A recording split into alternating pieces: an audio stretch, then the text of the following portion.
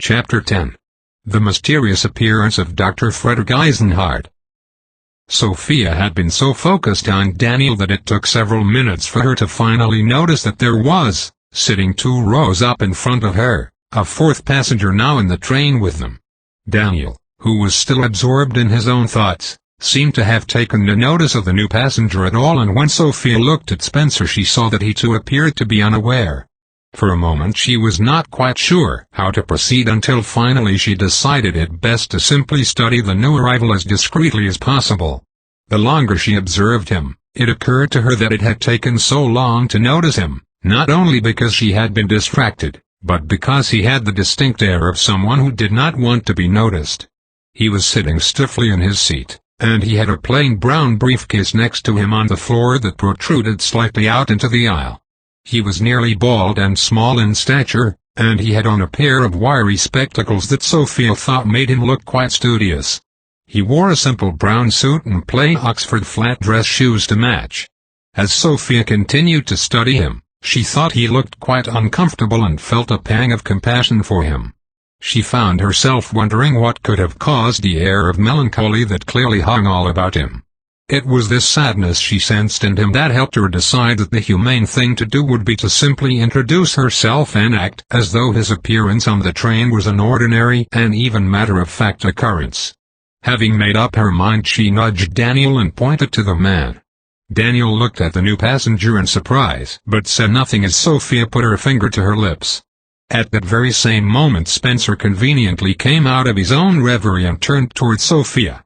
As he did so his eyes widened as they rested fully on the peculiar new passenger, and Sophia put her finger to her lips once again. Fortunately, Spencer also caught her meaning and, like Daniel, waited quietly for her to speak to the man.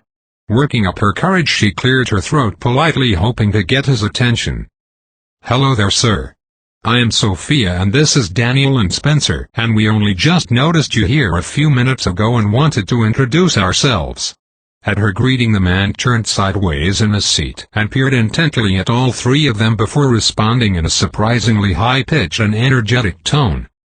"Well, I suppose you might as well know who I am, seeing as we will be traveling together here on the train. I have the misfortune of being the renowned scientist Dr. Frederick Eisenhart." Sophia's eyes widened with immediate interest. "You are a scientist? That must be so interesting.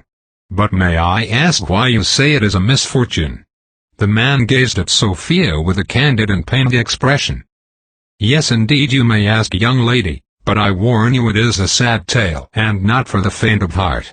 As Sophia caught her breath and considered his words of caution, Daniel spoke up. "I can definitely relate to that. I have a tale of misfortune myself and it has led me here." The man looked even more pained after hearing Daniel's declaration and shook his head sadly.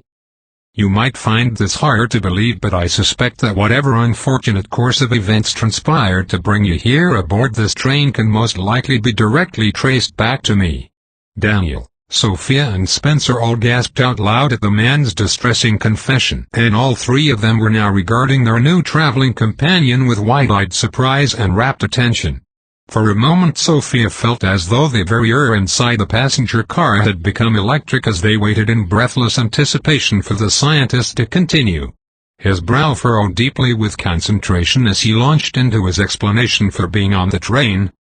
"You see, I was able to successfully break down Shor's algorithm." Clearing his throat nervously he continued. "And I will forever regret it. Pride got the best of me and I unwittingly and foolishly fed information to the leader of the rebels."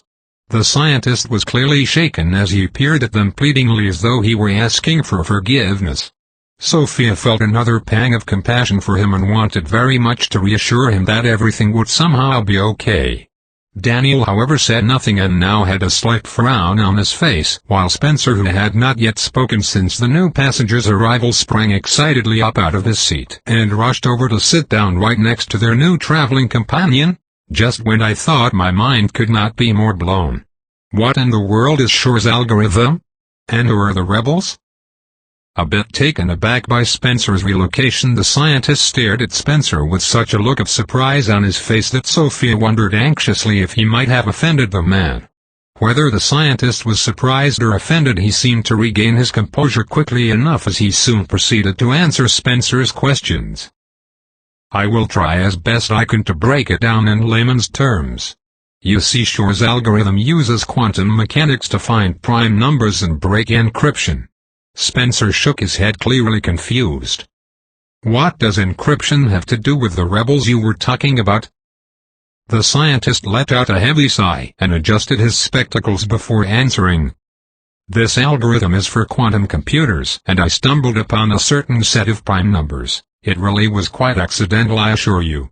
But when I did so, I foolishly answered a message that had been sent out into the multiverse that was most unfortunately detected and responded to by the one that the time conductor refers to here on this timeline as the Time Bandit.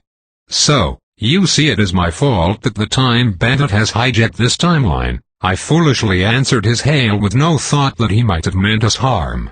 The scientist caught his breath then, and having gone quite pale, sank back into his seat and was silent. Sophia was glad he did not say more in that moment, because her head had started to hurt terribly. Suddenly there appeared in her mind's eye something akin to a movie screen with images flashing by so quickly they made her head spin. Clutching her head in alarm and frightfully dizzy now, she cried out for help, and at the sound of her cry Daniel and Spencer jumped up in unison. Sophia wondered vaguely if the train had already started moving in the direction of the time portal and it had somehow badly affected her, but this was only a fleeting thought as she was rapidly losing consciousness. There were shouts of alarm from Daniel and Spencer, as though from somewhere far away, until the very last thing Sophia heard clearly at all before she passed out was the unfortunate scientist Frederick Eisenhart, who shouted out, "Oh no, what have I done? I must have said too much." The poor girl could not take it. Sophia was a bit dazed as she woke with a start and found herself still seated on the train. Her heart skipped a beat as she realized that she had passed out yet again. Peering outside one of the train's windows, she could see that it was still dark outside and consoled herself that not much time could have passed since she had fainted. Taking a deep breath, it dawned on her, like someone turning on a light switch, that her memory had finally returned. A surge of emotion swept over her as she reflected on her memories, treasuring each one now as if it were a rare jewel. She especially treasured the memories of her time spent with T.C., and she shuddered to think that she could have ever forgotten him.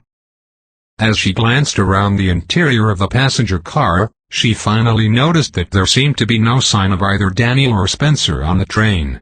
She would have been more panicked at the realization if she had not spotted their new friend, the scientist Dr. Frederick Eisenhart, calmly sitting 2 rows ahead and reading a large newspaper. Not wanting to startle him, Sophia made an effort to speak calmly. "Excuse me, Dr. Eisenhart, do you happen to know where Daniel and Spencer might be?" At the sound of her voice, the scientist quickly tossed his newspaper aside and hurried over to her. "Oh, thank heavens you are all right. You gave us a dreadful scare." "Dreadful indeed." As he peered intently at her, Sophia was surprised to see genuine relief in his intelligent brown eyes. "I am truly sorry to have worried everyone, but I assure you that I feel just fine now, and I even have my memory back." A puzzled expression came over the scientist's face when she mentioned her memory, and Sophia went on to explain, "That horrible time bandit drugged me with something that made me lose my memory." The scientist suddenly went very pale and looked distressed. "Oh, that must have been so terrible for you, and it is all my fault." Such a look of melancholy fell over his now pale features that Sophia could hardly bear it. "Oh no, please, you just can't keep blaming yourself for an honest mistake. You meant no harm, and we all make mistakes from time to time." The scientist still looked a bit melancholy, but he nodded in agreement. "That is true indeed. The real challenge, I suppose, is in being able to forgive oneself." Sophia gave him an encouraging smile before steering the conversation back to Spencer and Daniel's whereabouts. "Please, do you happen to know where Daniel and Spencer went?" The scientist nodded solemnly. "Oh yes, you see, we were all really quite distraught when you fainted, and it was so very stressful because the train had already started moving, and in spite of our best efforts, and we even tried my smelling salts, mind you, we simply could not revive you. Finally, one of the young men, I think it was the one called Spencer suggested I stay here with you while they went to fetch the time conductor in the hopes that he might know what to do. Sophia's eyes widened in alarm. Oh no, but that does not sound safe at all for them. Aren't we at the Time Bandit's time portal now? Or at least very close to it. The scientist gave her another solemn nod. Yes, I do believe we are quite close to it, although I have not ventured out. I gave my word that I would not leave the train until they returned. Sophia's pulse quickened at the thought of Daniel and Spencer going anywhere near the Time Bandit or his time portal. I do appreciate you staying here with me, thank you very much for that. I just hope that they were able to get to TC safely, and I wish we knew how close we really are to the time portal. The scientist made an attempt to reassure her. I should think they will be fine. Those two young men strike me as quite strong and capable.